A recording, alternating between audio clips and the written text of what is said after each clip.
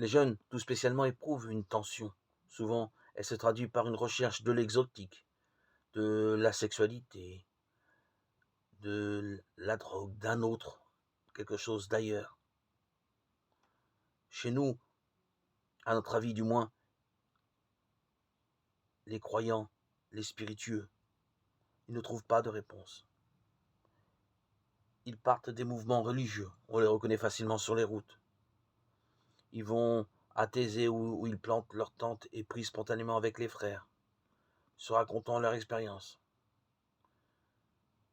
Car ils ont une expérience, ils en ont une. Pour la trouver, ils renoncent à beaucoup de choses. D'expérience en expérience, ils progressent, oubliant ce qui est derrière eux.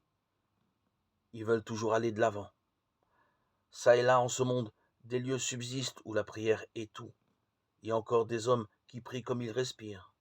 Celui qui, à peine sous le soleil brûlant du mont Athos, n'oubliera plus jamais certains moines qu'il a pu y rencontrer, hommes de prière.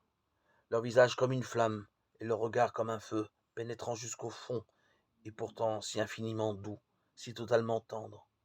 Des hommes qui, des plus profondes profondeurs de leur être, s'avancent vers toute chose, et vers chacun, rejoignant dans les hommes et dans les choses le feu secret, le noyau caché, le centre le plus profond dans un amour et une compréhension sans bornes.